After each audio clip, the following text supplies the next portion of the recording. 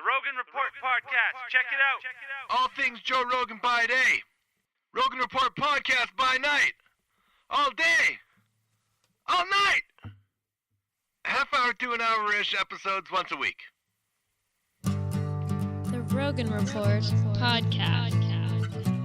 All right, Shane, welcome to the Rogan Report, Season 1, Episode 5. Yeah, man. Here we go. I've decided on this episode I'm not going to say or anymore. Yep, and absolutely, I hope is stricken from my vocabulary. Absolutely it will be.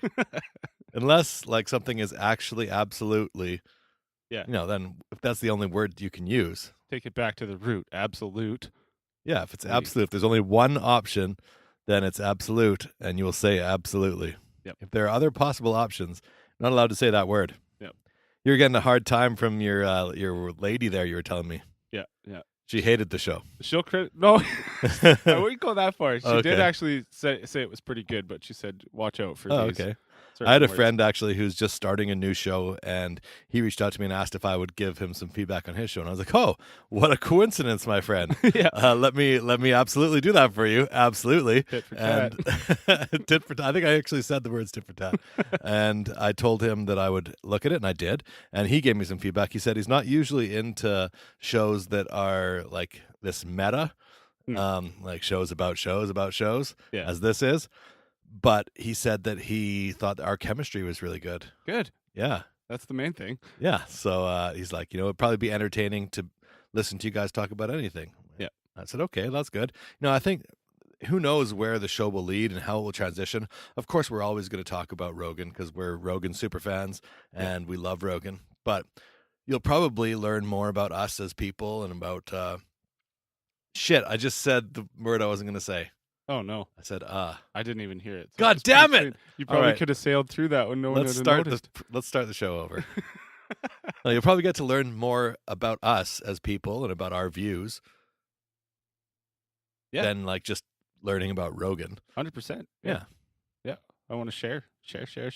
So this week, a quiet week, an uncharacteristically quiet week for Rogan. Yeah. Abnormally quiet. He didn't do any podcasts. Nope.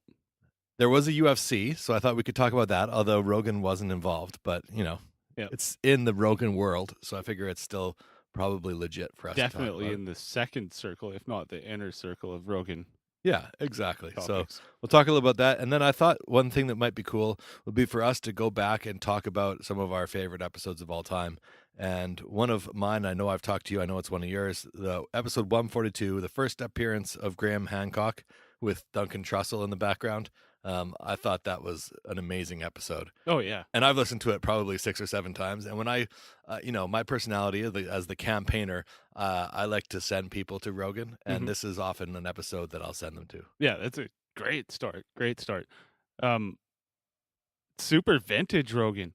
Right off the hop with that one, with the fleshlight ad. Yeah, 18 seconds of ads. All Brian and Redban. And then you're into the podcast. That was a note I had. Yeah. And then they recap at the end. They're like, Rogan Report by... Yeah, and then we enjoy this fleshlight together. Yeah, yeah, Excellent. kind of gross. But Redban wasn't... he was obviously... He did the ad there, but he wasn't in on the podcast at all. No. But there was Duncan Trussell in the background. Like, one thing I was like, man, like Rogan's audio quality on this episode is actually worse than our audio quality. Far worse. It was pretty bad. It's I was terrible. Like, yeah, the technology obviously wasn't there yet, and it just hadn't become a big multi-million-dollar powerhouse that it is now. Yeah. Which I kind of, I thought, because I hear a lot about people complaining about audio quality on podcasts in the podcast group that I'm a part of on Facebook. And they're always like, I couldn't even listen to it. There was a click in the background or something like. Some serious audio snobs in the podcast community. There really are. Yeah. And so I thought it was weird that this episode, it's so endearing. And I guess it's really the content over top of the audio quality is what makes it. Yeah. For me, like 3 minutes in, they started talking about,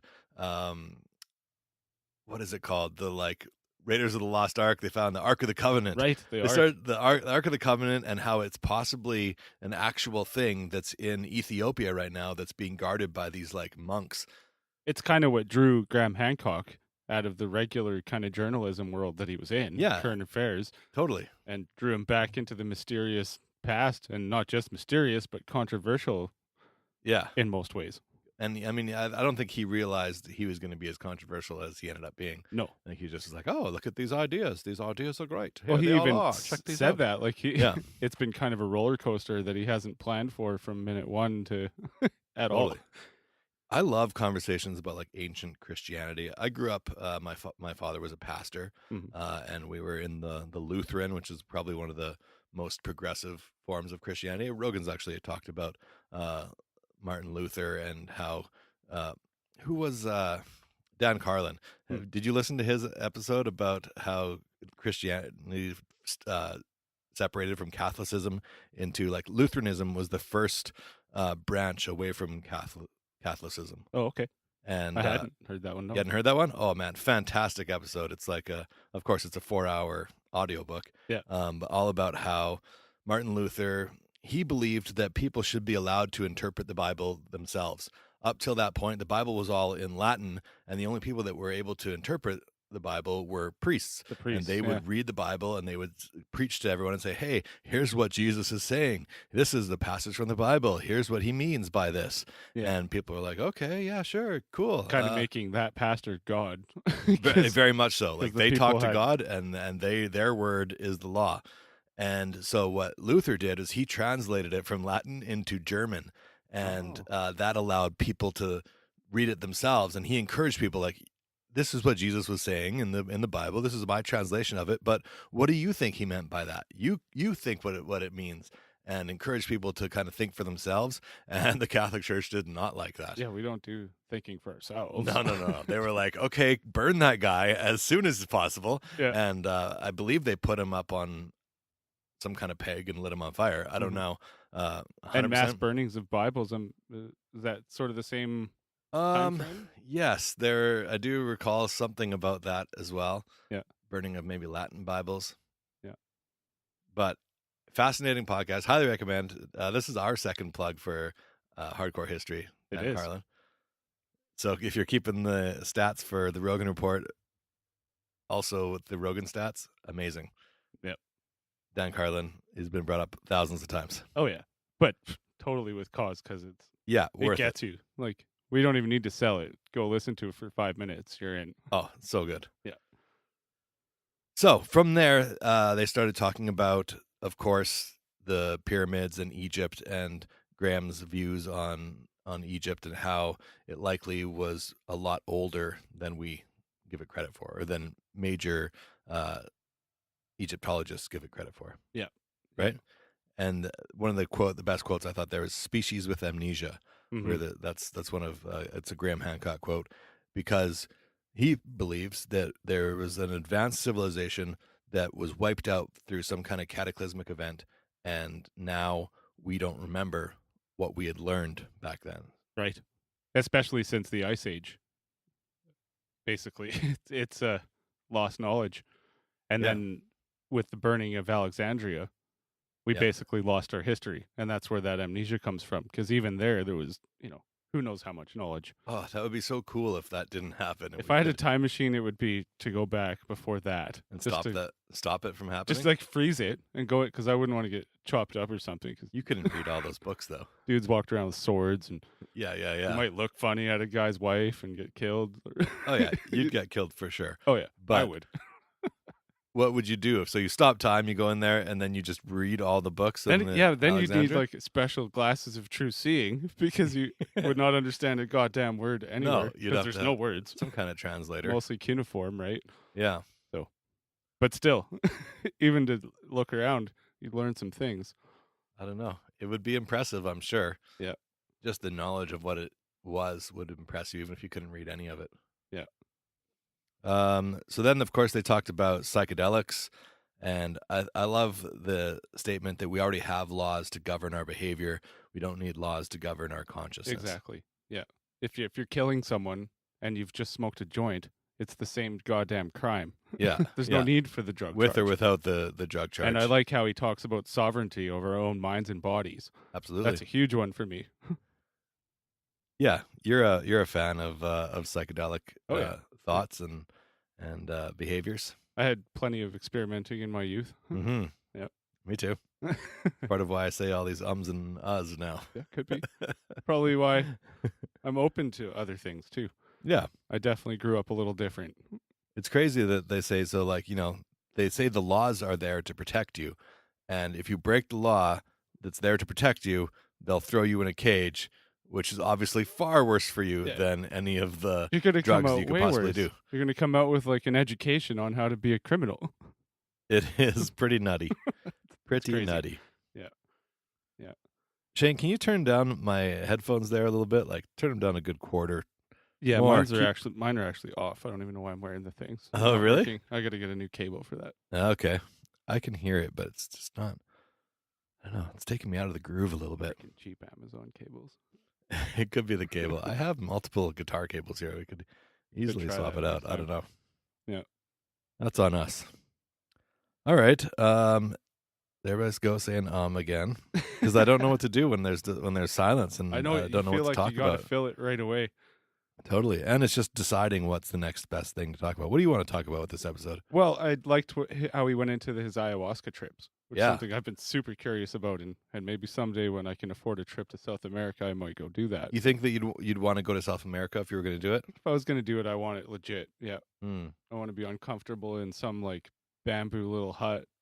Yeah. You know, I feel like there are legit ayahuasca experiences to be had even here in Canada. yeah. No, he mentioned them too, and it's even possible to order the ingredients. Yeah. But he's a big proponent of all the ceremony and Yeah, I think it's good to have the a shaman there, shamanism. exactly, to kind of walk you through it and to help you get the most out of it. Yeah. But I don't know that I necessarily. I went to Panama once. That's Central America. Oh and yeah. It was pretty good. I enjoyed it, but I don't know if I'd want to go to South America and be out in the jungle. Just the amount of time that takes and the risk that it carries. There is legit danger in the jungle. Yeah, I think. Imagine getting munched up by a panther trying to feel the forest. Yeah, I'd be happy to feel the walls of some kind of building here in Edmonton. Yeah. I mean, I'm Community sure center. there's good like clinical type settings that are good for set and setting too. Yeah. There's not always a reason to go all the way back to our roots, but yeah, I don't know. I've just heard a few stories. Arby Marcus, who's on Rogan quite a bit, has talked about this pretty in depth. Yeah.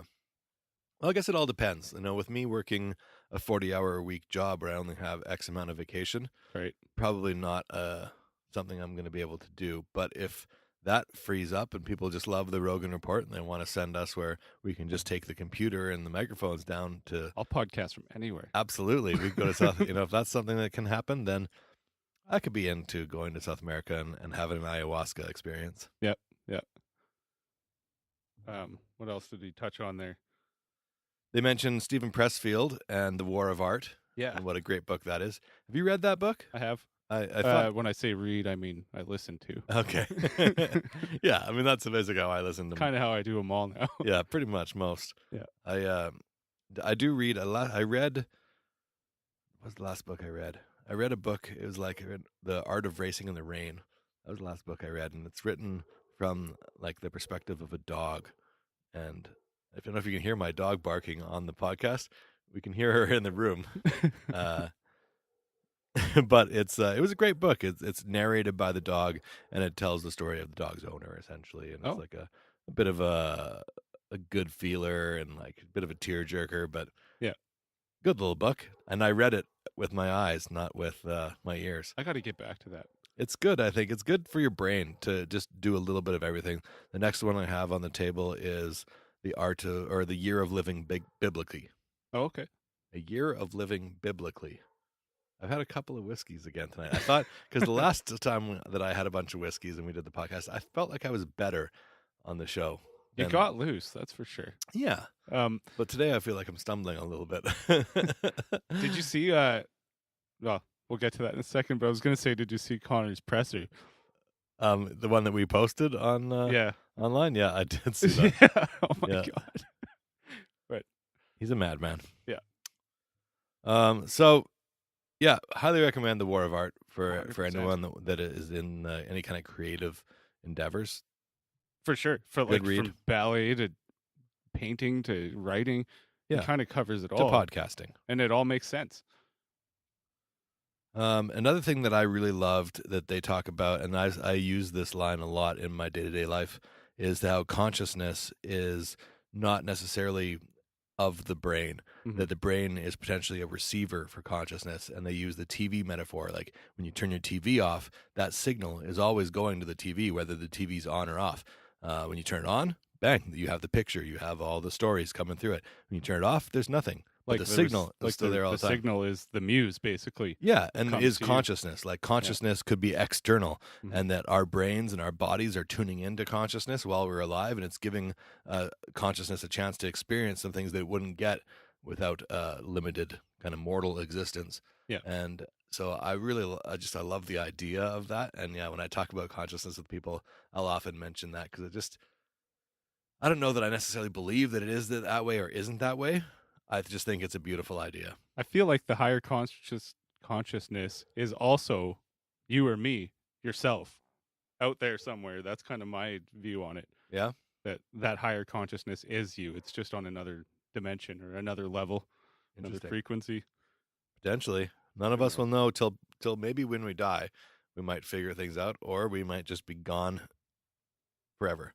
What is your belief? Do you think that your consciousness will live on like as an individual beyond death, or do you think that you'll just be gone, dead, nothing happens? I think that your individuality, and again, here we go with the think, but Mhm. I think that you kind of join something. I think your individuality kind of goes away a little bit. And you Dissolves. kind of join the whole, the one, or whatever. Yeah. The Q. We all come from the same stardust that Sure. created the universe. So for me, that kind of makes the most sense. Yeah, absolutely. I certainly don't think the lights turn off No. and that there's nothing. Yeah, I get the feeling that that's not the case as well. And I don't know what it is 100% because I definitely don't believe in the like lifeguard God who's watching us all and deciding whether we get into heaven or don't get into heaven. And I don't believe in that. If I there believe is that's- one, he sucks. Yeah, I believe that's not She the case. sucks.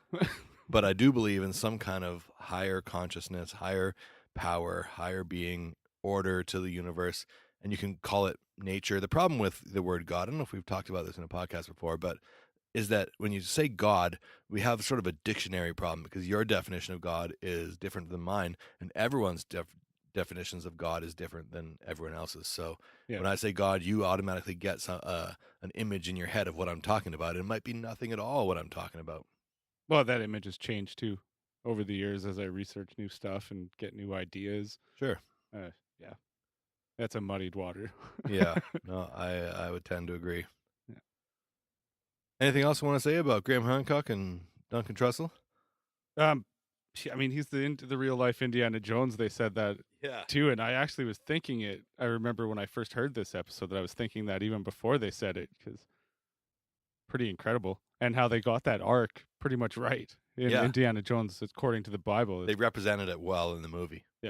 Great movie too. Oh, one of my favorites.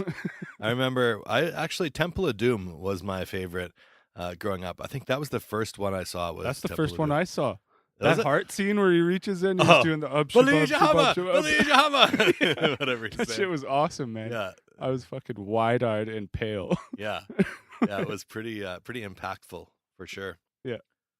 But then I saw Raiders of the Lost Ark later, and that was also great. The snakes, and Yeah. just the action, and what a great movie. And then Last Crusade, perfect trilogy. Yeah. And then they added one more. Oh man, Shia LaBeouf. Here comes Shia LaBeouf. Yeah. Now what was the last one called? The Crystal Skull. I Crystal think? Skull. Yes, Yeah. you nailed it. Which was still a super cool topic and perfect for Indiana Totally. Jones. Aliens. I liked the Crystal Skull. You Yeah. know, it was a little hokey, Yeah. but so kind of were the other ones. But just because I think there was, I don't know how it lost sort of the heart that the first three had, or if it didn't lose that, and it's just that we lost our emotions for the series with all the other things that came out since. But I think it has a lot to do with the quality of movie making has gotten so much better now that when you try and go back to that sort of a movie, it doesn't really work that well anymore. yeah, And when you're tagging on a new style movie, like it's almost the same with the Star Wars movies. Like I like the new ones and the old ones, but they're not the same. Right. You know? But also we're older. Like when you're 10 years old and you're seeing Star Wars, That's right. episode 4 for the first time, that is it's just going to, because you're that age, it's going to make more of an impact on you.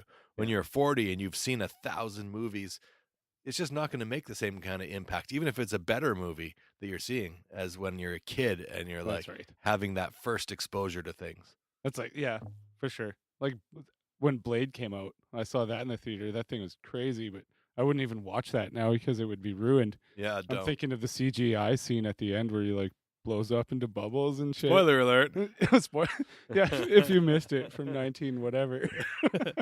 I'm going to guess 96. Yeah, something like First that. Blade, 95, 96. Yeah. All right. So, there was some UFC this week. Should we get into that a little bit? Yeah, I didn't get all of it, unfortunately. I was having What? some connectivity problems at home. Shane. But Shame. I did want to get into that Thiago Andrews finish. I did see that one. Oh, yeah. That was awesome. Oh, yeah. And for me, a little bit of sweet karma, because that last win for Andrews, I don't know if you saw it. He basically football kicked the guy's fucking head off. Yeah. He was barely up. Like, I don't care if it's legal or not. To me, that was a dirty ass move. Right. I didn't like it. Right. Yeah. And Santos beat him down pretty good. Although in the first round, it looked like it could definitely go either way. It was like, oh man, Yeah. it was close fight, and Both Anders animals. definitely had some moments. Yeah. But yeah, when the finish came, it was decisive.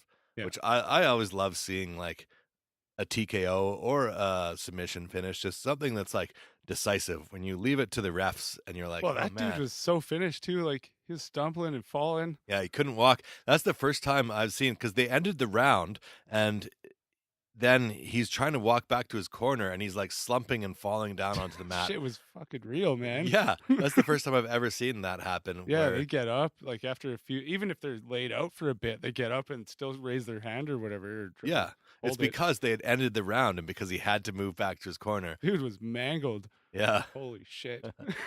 so there you go. Fuck you, Eric Anders. It's a little distressing, man. Like, those elbows he's taking, like, those are bit, for me, aren't the 12-6? Weren't they almost 12-6 elbows too? Like, all of them? They were, I think, a little bit more to the side because Ben. they were short side elbows. That shit was rough. Yeah, it was rough. I didn't actually think he was landing that hard as I was watching it, because he was kind of he was bent between his legs, and it kind of was an awkward position, and I was like, I don't know. But was then like in a obviously key- once I saw him falling down, I was like, okay, those were landing pretty hard. Just accumulated too, right? Yeah. Like, oh. And Alex Cowboy Oliveira fought Carlo Yeah. Pedersoli Jr. Yeah, I think that's how you say it. And that was a knockout, pretty quick knockout in the first round. Yeah. So that was. Did you get a chance to see that one? Yeah. I I saw a lot of the finishes because I Okay. follow all this stuff on Instagram and Oh yeah. everywhere. So MMA Junkie. Yeah. That's a good one. Yeah. Shout out to MMA Junkie. If you want to sponsor the Rogan Report, we'd be welcome to have you. Absolutely. Get in there. Yeah. I remember when I first heard of Cowboy Oliveira, I was like, hey, there's already a cowboy. What the fuck? Actually, the first time I saw one of his fights was actually against Cowboy. Oh, when the two Yeah, it was cowboys fought. Cowboy fight. Yeah, and Cowboy Cerrone took that one. Yeah. That was a good fight for Cowboy Cerrone. And Cowboy, it's funny because you can't do MMA math, and I know they talk about this on Rogan, because All the time. if you look at who Cowboy Oliveira has beaten, it's people that have beaten the shit out of Cowboy Cerrone. Yeah. So it's like, but Cerrone beat Oliveira. It's really just any given day. Kind of makes the rankings bullshit. Totally does. I mean, Yeah. they should probably just go away and then look more at fight streaks Yeah. more than rankings. And in those top, tier fighters, any given day, any one of those guys could beat any other guy. 100%. It's just there's so many factors that are happening all at once to go into a good performance from a fighter. Yeah. And Well, it think back really to could be any Rockhold of them. Bisping, right? Like, everyone thought Rockhold was going in there to walk through Bisping, Totally. and he got knocked out. Yeah. Well, Bisping has powerful punches. Yeah, I mean, nobody should have doubted him. He's a veteran, and Yeah. like, I think he has the most wins in the UFC still. He Pretty may sure he very still well. has I that don't have record. I don't have the Don't stats have in front stats in front of me. of me, Don't have anything in my ear like Mr. Rogan. yeah, we should get that Yeah, one day. totally. If MMA Junkie sponsors the Again, yeah. podcast, we'll get stat people in our ears. We're open to sponsors. Whoever wants it. And then there was Andre Ewell and Henan Barrow, and that was a split decision. Yeah. For Andre Ewell. Mm-hmm. Did you get a chance to watch that whole Again, fight? just saw the finish. Just the finish. But Henan Barrow has had a rough time since TJ kind of stopped his streak. Yeah. I think he's 2-7 wins. Henan Barrow, split decision. I'm having trouble remembering. It seemed like both of them definitely had their moments. Was it Henan had them down in the first round, I think, and was like beating him up on the ground, and it looked like it was going to be all Henan Barrow. But then Andre Ewell came back and looked definitely the fresher fighter at the end. Yeah. Do you think that like it kind of seems like the last round should be worth a little bit more than the first two? Seems like it. Because like if whoever's winning at the end, like Because that's the when their person that's- gas tanks are kind of tested. Exactly. You know? And like if you're winning at the end, then that means you're likely to be able to go on and win. Yeah. You probably would kill the other guy if you're the guy who's winning at the Yeah. end. And that's what the whole thing about fighting is a test of, is like who would be able to kill who. Yeah. Right? Really, that's what the test of the style versus style. That's this. So yeah, to me, it was like if I would say the last round, it'd be funny to see how that would change how people fight, because Yeah. people would be a lot more conservative probably for the first two rounds, Yeah. and then really try to win it in the last round. But it just seems to me like if you're beating the guy up at the end of the last round, then you won the fight. Yeah. I don't know. Yeah. But I understand also points and there's it's a competition. But I certainly have no part in making up the rules, but That's to what's me, so interesting about this upcoming fight with Conor and Khabib. yeah. Complete opposite styles. And they're both kind of like the master of that style, right? Yeah, totally. There's definitely some divided opinions on who's going to win and who's going to... I'm excited to see it. I have some friends that are just diehard Connor fans and diehard Connor haters. Oh, I yeah. don't have any friends. I mean, some of my friends, I like Khabib. I know you like Khabib. Yep. I wouldn't say any of my friends are really diehard Khabib fans, No. but I have people that are diehard Connor fans and diehard Connor haters. You got And- some new Khabib fans just because he's fighting Conor. For sure, absolutely. Yeah. Yeah, we'll see what happens there. I'm excited for it, though. We're going to probably do it here at my house, I think. I'm down. Seems like that's I was talking to my friend Jeff about it recently, and seems like that's going to be the thing. So I'll rent it, and then maybe we'll do some potluck and have That's a Thanksgiving weekend, isn't it? Is it? I think. October 6th. For us, it is anyway. Okay, yeah. Yeah. Canadian Thanksgiving. Yeah. The not real Thanksgiving. Yeah, absolutely. Or the real one, depending on how you look at it. Well, the whole history of Thanksgiving's pretty dark, too. Yeah. Maybe we'll fuck get into it on Christopher a Columbus. coming episode. Fuck Thanksgiving. Yeah. And, yeah. Fuck me saying, and absolutely. And absolutely. I'm sure there's other ones, too. Probably. Oh, yeah. Just space savers. People say fucking as while they're thinking, that fucking guy who was fucking talking about I've been fucking... consciously not cussing as much as I kind of regularly do. Oh, is that right? On the show? Yeah. Oh, I didn't know that. Not just because I think it's so you know what, bad. Shane? Fuck you! Fair enough. I'll take that fuck you, and I'll save it. Okay. That's going to come back. Yeah. at you. What else do we need to say? We're like 30 minutes in now. Yeah. We said our episodes are going to be 30 minutes to an hour-ish. Yeah. Somewhere in that kind of range. Is Well, there I'd other like things to- we need to talk about? I'd like to shout out all our quick followers that we've gotten. Ooh. Excuse me. They've kind of just jumped on board. Yeah. And, A lot of my friends that I reached yeah. out and invited to like the page. Yeah, well, me too. But Did you invite people to like I the page? did, but to be fair, we had a bunch before I realized you could invite the whole Facebook Oh, list. okay. So Yeah. we have some pretty organic ones. That's cool too, for sure. I've spread the word of mouth to a lot of people I know. Right on. But I was going to ask you something about. You're not like one of the team leaders on our Facebook group. You can like select yourself as like a part of the team, and you're not a Oh. part of the team yet. I didn't realize that. Yeah, we'll have I to. thought since it was like linked to my account that I was automatically. No, it's just me. I better get in there. I'm the whole Rogan Report The team right now, boss. carrying this weight Yeah. on my shoulders. Yeah. Yeah. No, not really. But yes, as Shane was saying, thank you everyone for listening. The reason we do this is because you listen. The reason we're able to keep it going, and it's fun to be able to talk about all this stuff. I don't know. We'd probably get together and talk about it regardless, Yep. but not with the microphones Nope. and the Well, recording. this gets us together more often talking about it too. Yeah, Which is cool. with an agenda. Yeah. So that's been awesome. Yeah. We do have lots of fun plans for things in the future. Do you know what Rogan was doing this whole week? Is he out hunting? I assumed hunting because it's like that season. It is that season. That must be what it is. But I don't remember him mentioning that he wasn't going to be around this week. I don't either. And I was trying to look on his Twitter and Instagram to see, like, Can't okay, just disappear without what's he calling. doing? Let's figure it out. So, listeners, if you know where Rogan was, please shout us out. Drop us a comment. Yeah, tweet us, gram us. So yeah, if you listen to the show, do us a favor and drop by all these places and follow us. Drop us some likes. Follow, like. I wrote Rate. out a meandering little blog that kind of details how I got into this racket. Yeah, I deleted that and took it down. So Did you? Okay. All right, that's Just kidding. Yeah, thanks so much, guys. We'll see you next week. Excellent. Have a good one. 1, 2, 3. Hey there, Joe Rogan, super fan. This podcast is for you, my man. Or woman, or non-binary. Our recaps will be legendary. The Rogan Report Podcast. Come on, you'll have a blast at the Rogan Report Podcast.